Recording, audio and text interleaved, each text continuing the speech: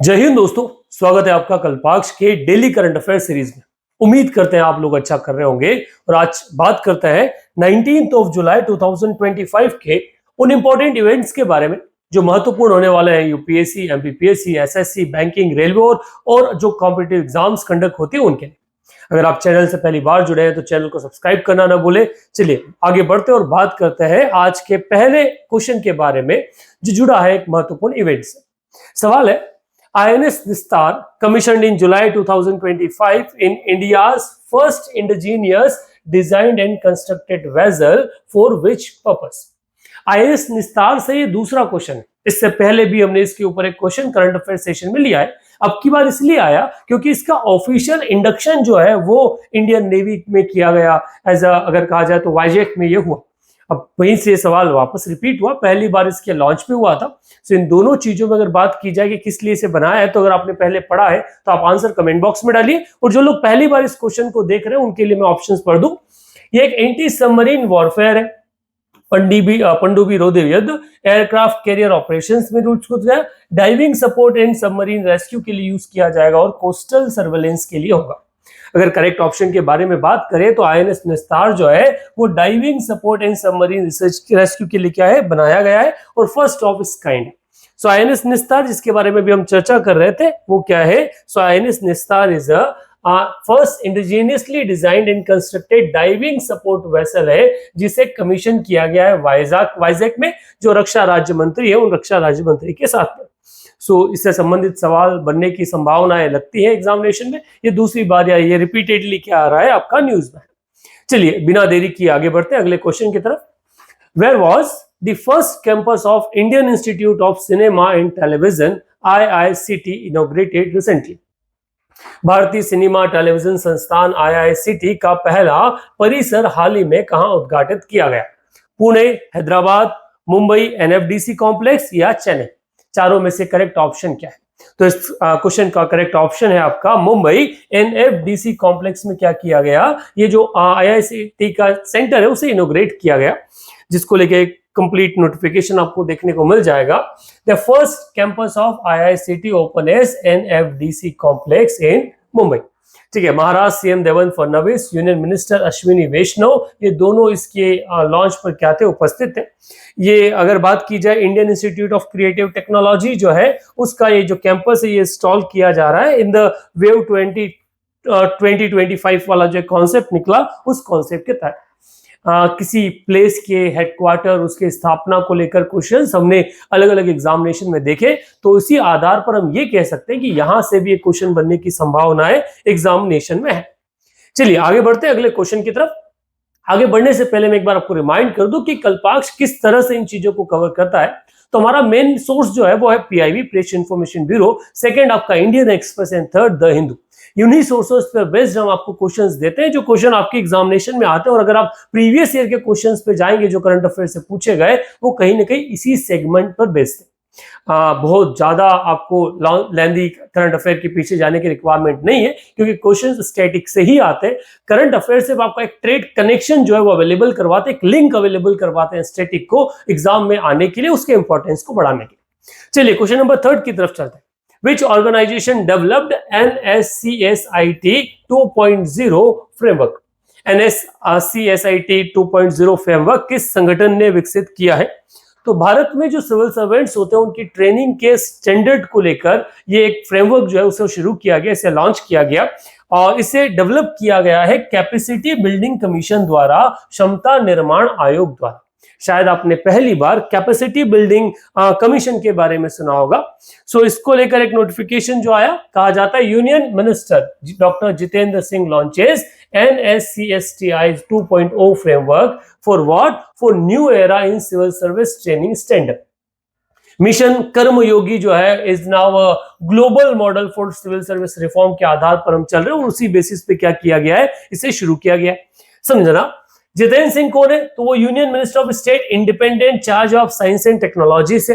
ठीक है, इन्होंने क्या किया है? तो इन्होंने एक नया सिस्टम जो डेवलप किया जिसका अगर जिसे देखा जाए तो उसे कहा जाता है national standard for civil service training institute, जो इसका फुल फॉर्म आता है 2.0।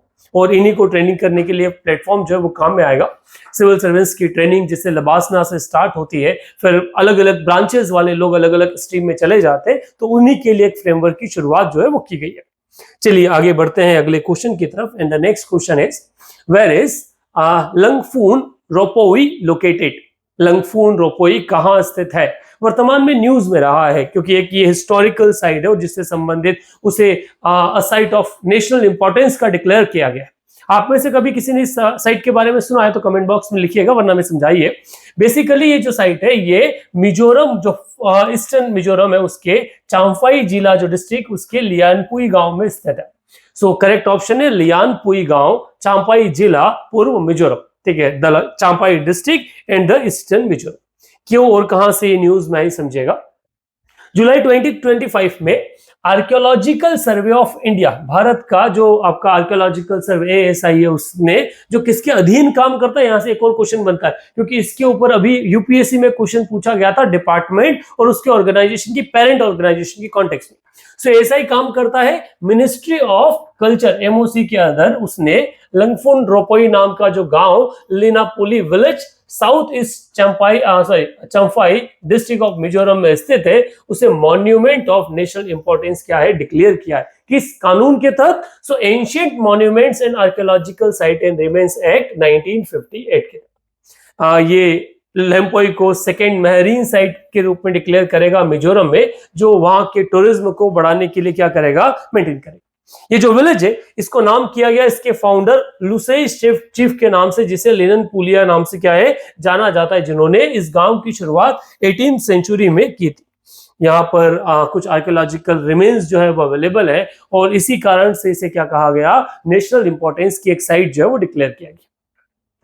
ASI द्वारा या वर्ल्ड हेरिटेज के द्वारा इस तरह के ऑर्डर्स जो आते हैं वहां से क्वेश्चन लगभग हर एग्जामिनेशन में बनता है, तो शायद यहां से भी एक क्वेश्चन बनने की संभावनाएं देखी जा सकती है। चलिए आगे बढ़ते हैं, अगले बात करते हैं। Where is BITS Pilani planning to set up its new AI plus campus? भारत का पहला AI प्लस कैंपस जो है वो बिट्स पिलानी लॉन्च करने वाला है, और कहां उसकी लोकेशन रहेगी उससे संबंधित सवाल है कि क्या राजस्थान में होने वाला है, गोवा, अमरावती आंध्र प्रदेश, या हैदराबाद तेलंगाना में। बेसिकली ये नया सेंटर आने वाला है अमरावती आंध्र प्रदेश में।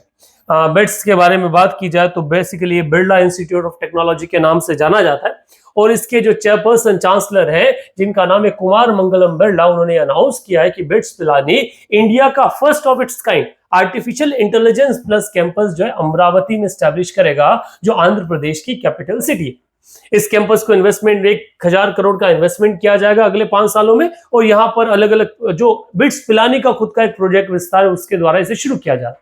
क्यों, AI नए जमाने का एक ट्रेंड बन चुका है, उसका आधार बन चुका है, इसलिए काफी महत्वपूर्ण है इस तरह की चीजों को लॉन्च करना, और शायद मेरा ऐसा मानना है कि भारत इसमें लेट हो चुका है, इसकी शुरुआत और पहले कर देनी चाहिए। चलिए आगे बढ़ते हैं, अगला एक सवाल अपॉइंटमेंट से संबंधित है। Who is newly appointed Prime Minister of Ukraine as of July 2025? जुलाई 2025 को नियुक्त यूक्रेन की नई प्रधानमंत्री कौन है?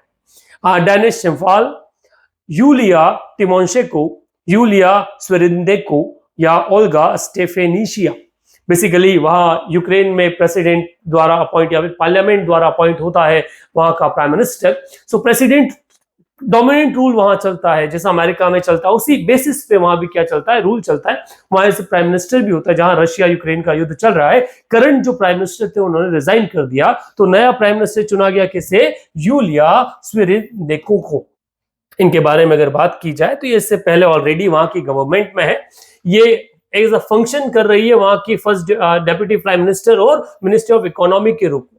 इनको टोटल वोट में से लगभग 450 वोट्स में से 262 वोट्स इन्हें मिले हैं, जिनमें से 22 अगेंस्ट में गए और 26 जो है वो एब्सेंट रह गए, और बाकी यहाँ पे अवेलेबल नहीं थे। यूलिया जो है वो सेकेंड वुमन प्राइम मिनिस्टर है यूक्रेन की। इससे पहले भी एक यूलिया जिसका नाम ताइमनचेंको नाम से था वो रह चुकी है। यूक्रेन पे क्वेश्चन हमने 2 एग्जामिनेशन में देखा है, एक यूपी में भी एक क्वेश्चन आया हुआ और एक तमिलनाडु में भी यूक्रेन से क्वेश्चन आया है। तो कैपिटल यूक्रेन का, वहां के प्राइम मिनिस्टर, वहां का प्रेसिडेंट, ये संभावनाएं बनती है क्योंकि लगातार न्यूज जो है वो यूक्रेन बना रहा है। यूक्रेन की कैपिटल क्या है, कमेंट बॉक्स में जरूर डालिएगा। चलिए आगे बढ़ते हैं अगले अपॉइंटमेंट की तरफ। एक और अपॉइंटमेंट हुआ और कहा गया that who was appointed as chairman of National Financial Reporting Authority NFRA in July 2025।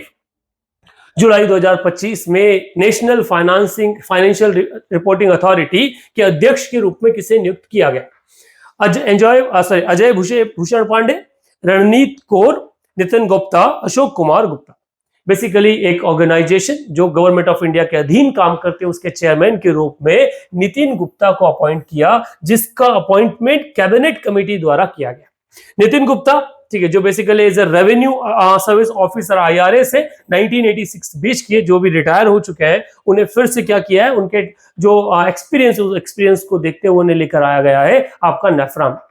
जुलाई 2025 में appointment committee of the cabinet, जिसे SAC कहते हैं, जो प्राइम मिनिस्टर नरेंद्र मोदी द्वारा लीड की जाती है, उन्होंने NFRA के चेयरपर्सन के रूप में, जो किसमें मिनिस्ट्री ऑफ कॉर्पोरेट अफेयर्स के अंदर काम करता है, ये याद रखिएगा, हर डिपार्टमेंट का पेरेंट ऑर्गेनाइजेशन आपको पता होना चाहिए। सो मिनिस्ट्री ऑफ कॉर्पोरेट अफेयर के अधीन काम करता है, उसका क्या बना है, चेयरपर्सन बना है।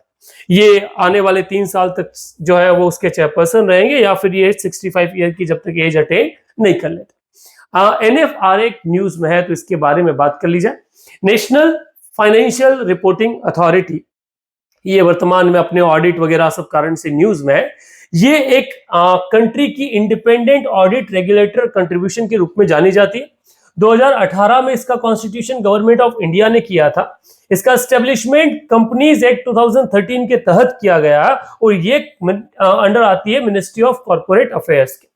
The conference of financial reporting and governance framework building trust के रूप में क्या है, इस ऑर्गेनाइजेशन को जाना जाता है। इसका एम जो है क्वालिटी ऑफ जो कॉर्पोरेट फाइनेंशियल रिपोर्टिंग इंडिया के अंदर होती है उसको बढ़ाना है। तो यहां से सवाल बनने की संभावना एक है।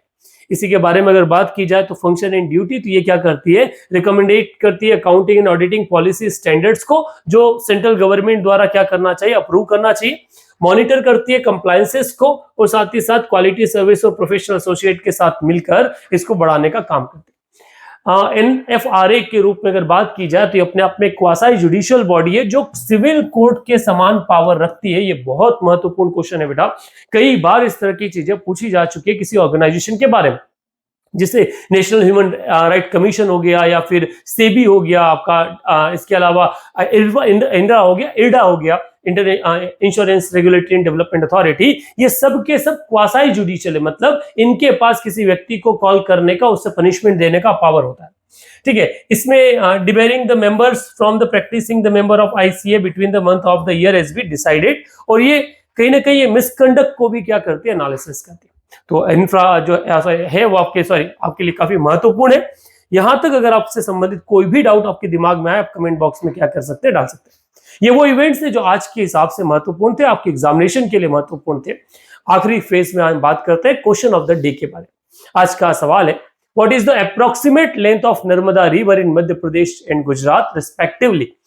भारत मध्य प्रदेश की लाइफलाइन के रूप में जाने वाली नर्मदा नदी का जो लेंथ भारत, मध्य प्रदेश और गुजरात में क्या है। मध्य प्रदेश में 10 से 17 किलोमीटर, गुजरात में 161, या फिर मध्य प्रदेश में 900, गुजरात में 300, मध्य प्रदेश में 700, गुजरात में 400, मध्य प्रदेश में 1200 और गुजरात में 100। एग्जैक्ट आंसर क्या है कमेंट बॉक्स में जरूर लिखिए। सेशन आपको कैसा लगा, अपने ओपिनियन कमेंट बॉक्स में दीजिए और अपने दोस्तों के साथ इस सेशन को जरूर शेयर कीजिए। Thank you very much.